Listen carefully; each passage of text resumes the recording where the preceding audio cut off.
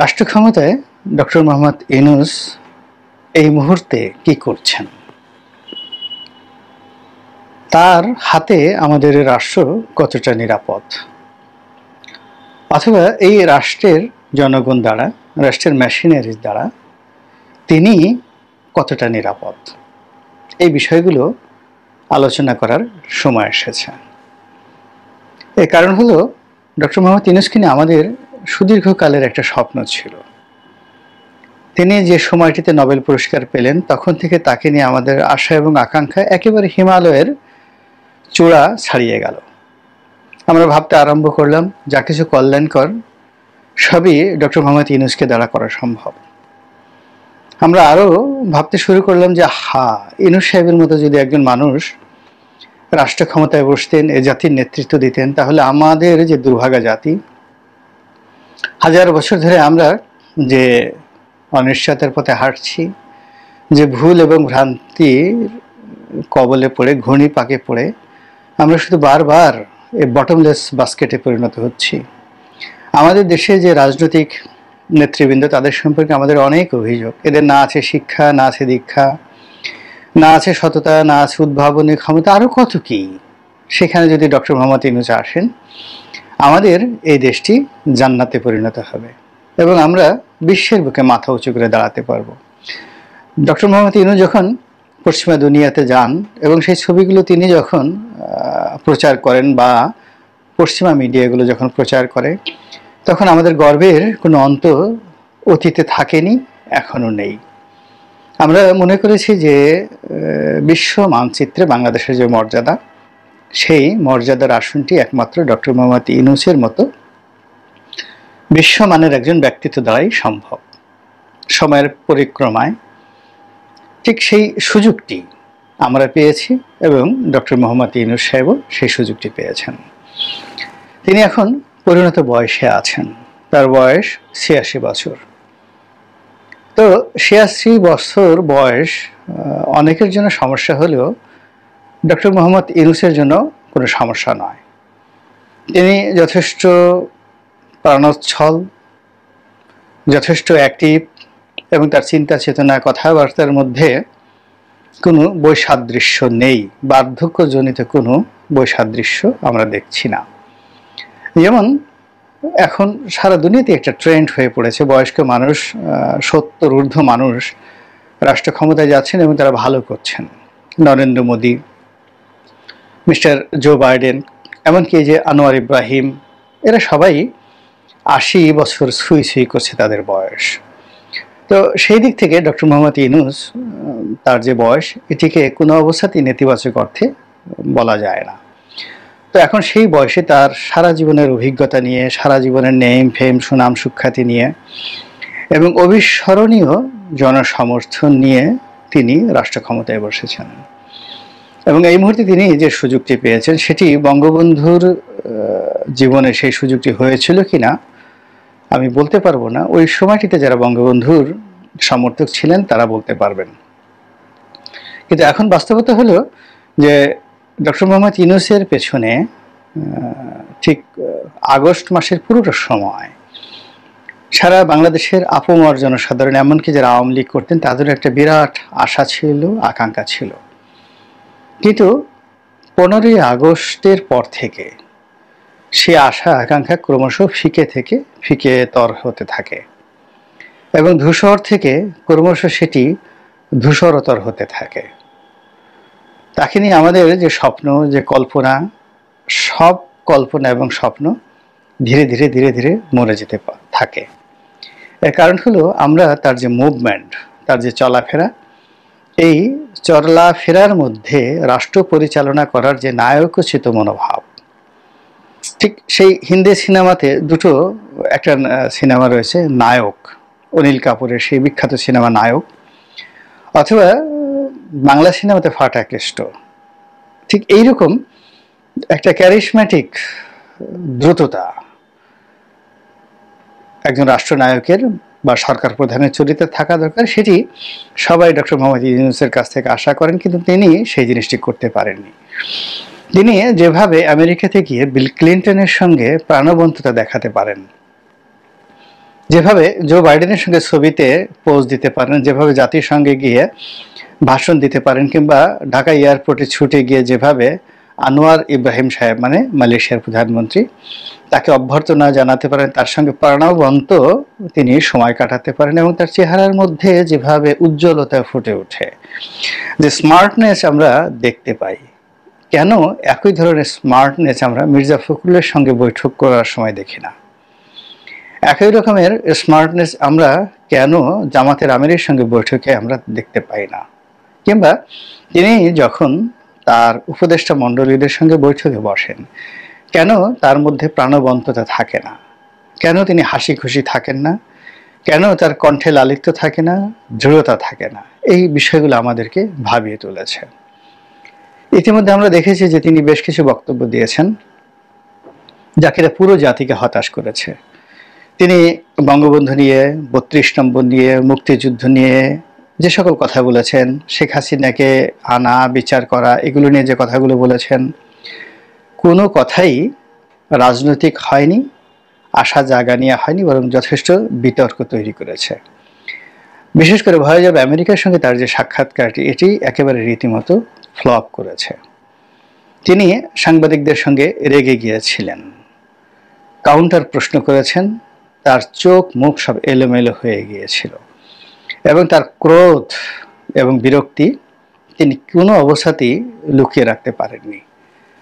যারা বিশ্বনায়ক হন রাজনীতির অঙ্গনে, তারা অনেক সময় এরকম বিরূপ পরিস্থিতিতে পড়েন। নেলসন ম্যান্ডেলা যখন দক্ষিণ আফ্রিকা থেকে আমেরিকাতে এলেন, তখন আমেরিকার সাংবাদিকরা তাকে জিজ্ঞাসা করেছিলেন যে সারা দুনিয়া যাদেরকে সন্ত্রাসী মনে করে, যেমন ধরুন কিউবা, যেমন ধরুন ইয়াসির আরাফাত, যেমন ধরুন ইসলামীর অন্য সংগঠনগুলো, লিবিয়ার গাদ্দাফি, এদের সঙ্গে কেন তার এত বন্ধুত্ব? এবং এটার তিনি এত চমৎকার একটা উত্তর দিয়েছেন যেটি বিশ্ব রাজনীতির ইতিহাসে একটা মাইলস্টোন হয়ে থাকবে। চমৎকার, অসাধারণ একটি বক্তব্য দিয়েছিলেন। তিনি বলেছিলেন যে পশ্চিমাদের একটা প্রধান সমস্যা, তারা সবসময় মনে করে যে তাদের বন্ধু আপনার বন্ধু হওয়া উচিত এবং তাদের শত্রু আপনার শত্রু হওয়া উচিত। কিন্তু দক্ষিণ আফ্রিকা বা আমরা এটা মনে করি না। আমরা মনে করি আমাদের সঙ্গে যারা বন্ধুর মতো আচরণ করেছে কেবল তারাই আমাদের বন্ধু, এবং যারা আমাদের সঙ্গে শত্রুর মতো আচরণ করেছে তারাই আমাদের শত্রু। আমাদের যখন খুব বিপদ ছিল তখন গাদ্দাফি আমাদেরকে সাহায্য করেছে, ফিদেল ক্যাস্ট্রো আমাদেরকে সহযোগিতা করেছে, আমরা কেন তার প্রতি অকৃতজ্ঞ হব? তো এরকম অসাধারণ তার যে বাগ্মিতা, প্রত্যুৎপন্ন মতিত্ব, পুরো যাকার যিনি নিউজ প্রেজেন্টার ছিলেন তাকে ভ্যাবাচাকা খাইয়ে দিয়েছে। একইভাবে মোহাম্মদ আলী কেলে, তারও অসাধারণ কতগুলো টেলিভিশন সাক্ষাৎকার রয়েছে। তো সেই দিক থেকে এই যাবৎকালে উনি যে কয়টি সাক্ষাৎকার দিয়েছেন, সেটি এপির সঙ্গে দিয়েছেন, ভয়েস অব আমেরিকার সঙ্গে দিয়েছেন, নিউ ইয়র্ক টাইমসের সঙ্গে দিয়েছেন, প্রায় সব যে সাক্ষাৎকার অরাজনৈতিক, এবং তার কোনো বক্তব্য মানুষের মনে আশা জাগায়নি, বরং উল্টো অনেক অনেক বিতর্ক তৈরি করেছে। তো উনি তো বিশ্ব মিডিয়াকে মোকাবেলা করা মানুষ। বিশ্বের তাবৎ মিডিয়াতে তিনি নিজেকে যেভাবে মহাপুরুষ হিসেবে প্রতিষ্ঠা করেছেন, সেটা তার আপন গুণাবলীর কারণে হোক কিংবা আপন কৌশলের কারণে হোক, সেটি মিডিয়াগুলো স্বতঃস্ফূর্তভাবে হয়তো করেছে, অথবা তিনি সেটি অ্যারেঞ্জ করেছেন, হোয়াট এভার মেবি, কিন্তু তিনি বিশ্ব মিডিয়ার একজন আলোচিত ব্যক্তিত্ব। মিডিয়াতে কি করে কথা বলতে হয়, কিভাবে মিডিয়া ম্যানেজ করতে হয়, কিভাবে অডিয়েন্সকে নিজের পক্ষে রাখতে হয়, এটি সম্ভবত ডক্টর মোহাম্মদ ইউনূসের চাইতে এই মুহূর্তে বাংলাদেশের দ্বিতীয় কোনো ব্যক্তি নেই যে বড়াই করে বলতে পারে আমি ডক্টর ইউনূসের চাইতে ভালো জানি। তো সেই ডক্টর মোহাম্মদ ইউনূস তিনি কেন মিডিয়ার সামনে কথা বলতে এসে বারবার ভুল করছেন, বারবার বিপথে যাচ্ছেন, বারবার লোকজনকে বিক্ষুব্ধ করছেন এবং একটার পর একটা সমস্যা তৈরি করে চলছেন? অবস্থা দৃষ্টি মনে হচ্ছে তিনি হতাশ। অর্থাৎ তিনি যে আশা নিয়ে, যে ভরসা নিয়ে, যে দৃঢ়তা নিয়ে, যে আশা নিয়ে, যে আকাঙ্ক্ষা নিয়ে রাষ্ট্র ক্ষমতায় এসেছিলেন, সম্ভবত সেটা তিনি পারছেন না, এই কারণে তিনি হতাশ হয়ে পড়েছেন, অথবা তিনি এই কর্মের মধ্যে তার কোনো ভবিষ্যৎ দেখতে পাচ্ছেন না, অথবা তিনি নিজেকে, তার যে বর্তমান অবস্থান সেই অবস্থানে তিনি নিজেকে নিরাপদ মনে করছেন না। এবং এই অবস্থায় যখন মানুষ পড়ে, সে যত বড় জ্ঞানী হোক, গুণী হোক, সে হাল ছেড়ে দেয়। একটা সময় রবীন্দ্রনাথ তিনিও হাল ছেড়ে দিয়েছিলেন, এবং তার সেই বিখ্যাত কবিতা হাল ছেড়ে আজ বসে আছি আমি, মন নাহি মোর কিছুতেই, সেই বিখ্যাত কবিতা। এরকম অনেক বড় বড় মানুষ জীবন সম্পর্কে হাল ছেড়ে দেয়, কিংবা বলে যে মন মাঝি তোর বৈঠা নেড়ে আমি আর বাইতে পারলাম না। তো ডক্টর মোহাম্মদ ইউনূস এই সময়টিতে এসে তিনি কি তার জীবনের সেই হালটা ছেড়ে দিলেন কিনা, এটা আমরা বুঝতে পারছি না। এক। দুই নম্বর হলো, তার চাল চলন, কথাবার্তা সবকিছুর মধ্যে একটা স্বাভাবিক গতি থাকে।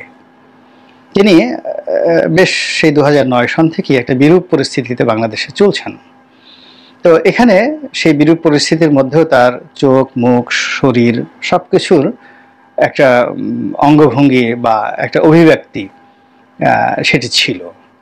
তিনি একদিকে আদালতে হাজির হয়েছেন, অন্যদিকে আবার বিদেশে গিয়ে অলিম্পিকের মশাল হাতে দৌড় দিয়েছেন। তিনি এখানে শেখ হাসিনার দ্বারা নির্যাতিত হয়েছেন, আবার অপরদিকে তিনি ফ্রান্সে গিয়ে সঙ্গে সঙ্গে তিনি সেই কি করে অলিম্পিক হবে, সেই অলিম্পিকের মূল থিম, তার যে সোশ্যাল বিজনেস, সেই সোশ্যাল বিজনেসটিকে অলিম্পিকের যে থিমের মধ্যে তিনি ঢুকিয়ে দিয়েছেন অত্যন্ত সুকৌশলে। তো এরকম একজন ব্যক্তি, যিনি কিনা বিশ্বের রাজা বাদশাদেরকে ডান হাতে বাম হাতে নিয়ে তিনি খেলেছেন, চলেছেন, তারপরে জীবন পরিচালনা করেছেন, বন্ধুত্ব করেছেন, সবই করেছেন। হোয়াইট হাউস থেকে এলিসি প্রাসাদ, এলিসি প্রাসাদ থেকে বাকিংহাম প্যালেস, বাকিংহাম প্যালেস থেকে সৌদি আরবের রাজদরবার, কোথায় না গিয়েছেন তিনি, সর্বত্র তার অবাধ বিচরণ। তো সব ক্ষেত্রে আমরা দেখেছি যে স্থান কাল পাত্রভেদে তিনি তার অভিব্যক্তি পরিবর্তন করেননি, তিনি তার একটা সহজাত যে চরিত্র সেটিকে তিনি বজায় রেখেছেন। তার সেই বয়স নিয়ে, 86 বছর বয়স নিয়ে তিনি যখন লিফট ছাড়া সেই শ্রম আদালতের 6 তলা বেয়ে তিনি উপরে উঠেছেন, এবং সাংবাদিকদের সামনে যখন তিনি বক্তব্য দিয়েছেন, তাকে কখনো হতাশ মনে হয়নি, তার চোখ তখন গোল গোল হয়ে যায়নি, তার গাল তখন ঝুলে যায়নি, তার ক্রোধ তখন উপচে পড়েনি, তিনি তার স্বাভাবিকতা বজায় রেখেছেন। কিন্তু একই হলো ডক্টর মোহাম্মদ ইউনূসের। এখন তিনি যে কথা বলছেন, সে কথা বলতে গিয়ে কেন হেরিয়ে ফেলছেন, কথা বলতে গেলে মাঝে মাঝে আগে তার চোখ গোল গোল হয়ে যাচ্ছে, তার ভ্রু কুঁচকে যাচ্ছে, তার যে চোয়াল, সে চোয়াল মাঝে মধ্যে শক্ত হয়ে যাচ্ছে, প্রচণ্ড শক্ত হয়ে যাচ্ছে, তিনি বিরক্ত হচ্ছেন, এবং তিনি তার যে বডি ল্যাঙ্গুয়েজ, সেই বডি ল্যাঙ্গুয়েজটি তিনি স্বাভাবিক রাখতে পারছেন না, তার মতো রাখতে পারছেন না। এটি তার জন্য যেভাবে বিপজ্জনক, আমাদের জন্য আরও অনেক অনেক বিপজ্জনক।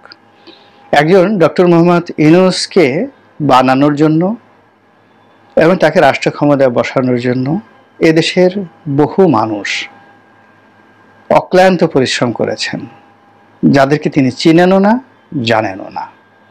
বহু মানুষ তার জন্য দোয়া করেছেন, বহু মানুষ তার সফলতা কামনা করেছেন, বহু মানুষ তার জন্য নিগৃহীত হয়েছেন শাসক গোষ্ঠী দ্বারা, বহু মানুষ তার জন্য জেলে গিয়েছেন, বহু মানুষ তার জন্য সর্বস্ব হারিয়েছেন।